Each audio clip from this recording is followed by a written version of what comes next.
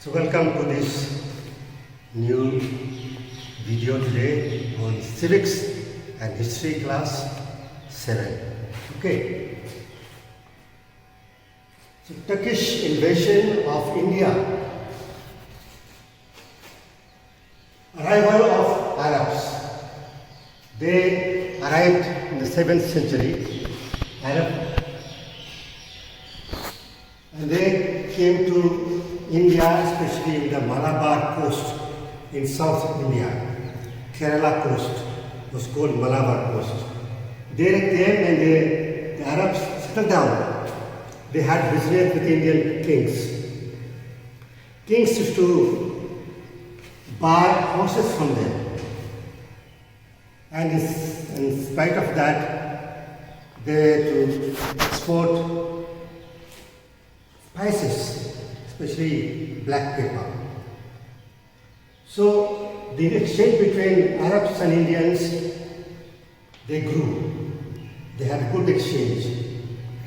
And Arabs stayed there, they settled down in that coast, and they intermingled with Indian kings, Indian people, local people. And so they started living in India.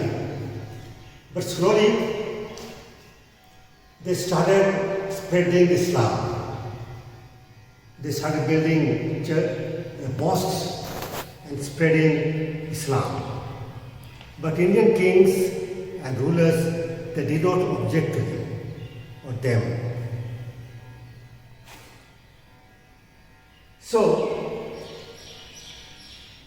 in the next century, the 8th century, they were attacked by Arabs, and Mir Qasim was a man. Muhammad Mir Qasim was a man who attacked India in 8th century.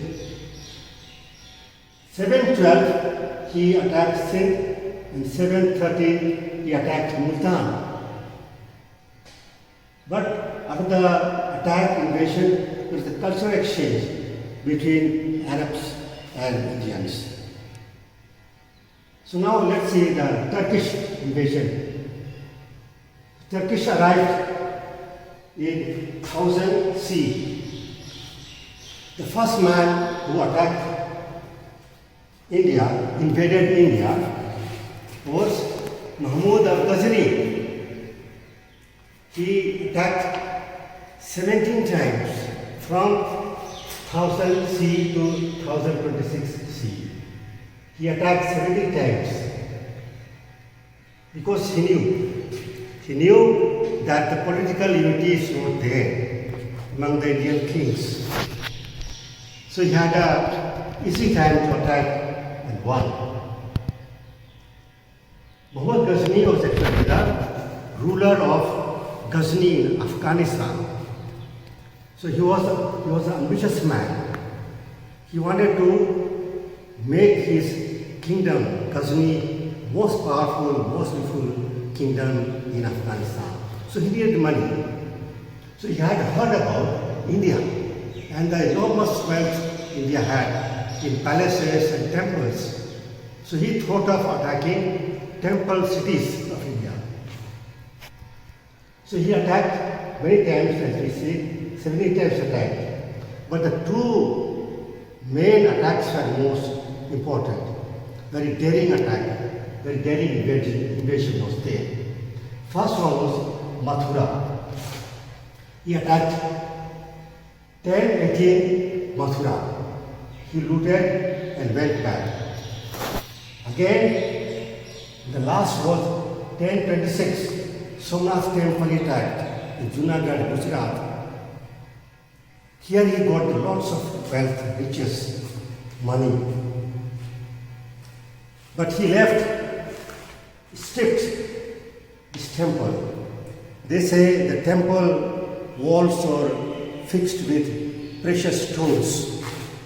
So while going, he took out all the stones also, he dug it out, all the precious stones, and went away. So he fulfilled his desire. So Mahmud of Ghazni came, attacked, looted, plundered India and went back. And He fulfilled his desire. He beautified his kingdom with beautiful gardens, mosques, colleges, libraries, museums. So people say that he was only the simply invader, attacker. But no, he had another personality. He had a love for learning and learned men and women. So he liked scholars. So he patronized, he helped scholars with money, patronized them.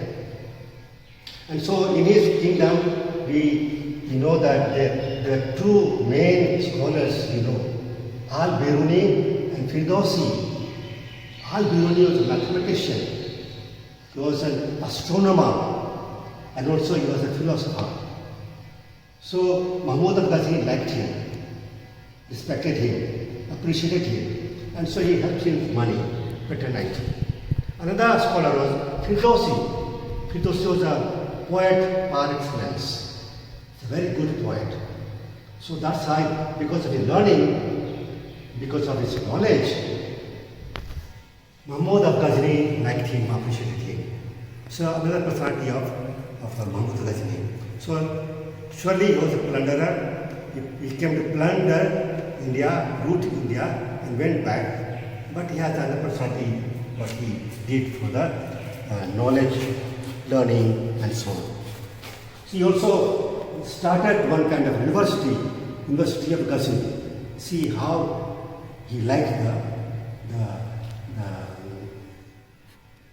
role of education, role of learning. So that was how India. So he 1030 Mahmud Ghazni died, and afterwards, about more than a century, there was no invasion. So India was in peace about the century and so on. So another Turk came, Muhammad Ghori. Another Turk, Muhammad Ghori. He was also a ruler of Ghor in Afghanistan. That's why he was known as Muhammad Ghori. He was also ambitious man, ambitious king. He wanted to come to India. He had also known the wealth of India. But he has another idea to expand his empire in India. So he stayed back in India and he started expanding his empire in India. So he came 1190 and conquered Punjab. He wanted to attack Delhi where Raja Prithviraj Chauhan was there. He challenged him. So they had to fight. So he fought two battles. First battle was the Battle of Tarain. Tarain is in Haryana.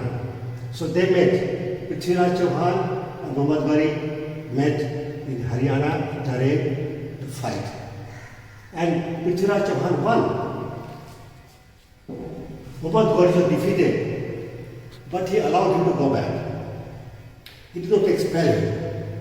He didn't arrest him. So they say it's a very big mistake what Prithviraj Chauhan made by allowing him to go back. Because after 1 year, 1192, he came back with more army, become stronger, and came back again to attack India. This time again they met in battle in Tarain. So second battle of Tarain took place in 1192. But this time Prithviraj Chauhan knew that he is not weak. He has come well prepared. He has become more stronger to fight me. So he pleaded many people, many kings, please help me, please help me. He also pleaded the most powerful king was there, the Jayachandra of Kanauj. He pleaded him, but Jayachandra somehow or the other couldn't help him. He didn't come to help Prithviraj Chauhan. So he had to fight whatever he had. And this time, Prithviraj Chauhan was defeated. But Muhammad Ghori, he arrested him. He didn't allow him to go back. So that's how he took the power of terrain, and he won, and he began to expand his empire, as he had thought. So Turks came, why did it succeed? Why did it succeed? What were the reasons of their success? They said three main reasons were there. There was no unity. Among the kings and rulers, there was no political unity. So they used to fight among themselves. So people knew that there is a lack of unity among the kings and rulers. So that's the reason, one of the reasons why Turks succeed. Another reason was small armies. Indian kings and rulers, they had small armies. So for the bigger army, they had to depend on the nobles, feudal chiefs. So they used to come and help the king. That was the custom of that time. So usually, king used to keep small armies. He was very dependent on the nobles. Another reason of their defeat and the success of Turks. They were scientifically backward. Who? Indian kings, rulers. When they went to fight, they had elephants and swords with them. So, elephants were slow-moving creature, and swords cannot reach far. Why? The Turks had fast-moving horses, and they had archers. So these men used bow and arrows from far and killed them. So there were three reasons why Turks succeeded in India. So they had impact of invasion. So what was the impact? First impact came naturally. Kings started keeping large armies with them, well-trained armies with them, new techniques with them, warfare techniques. So now impact was there that kings started keeping large armies with them. Secondly, Lahore and Multan became the trading centers. So people came trading in India, and Lahore and Multan were the famous trading centers in India. So the last impact was the composite culture of India and culture of Afghanistan. Turks, they intermingled, they influenced each other. So you can see the Indian arts, architecture, language, music, they have the influence of each other. So this is what happened by the Turkish invasion of India. So that's what today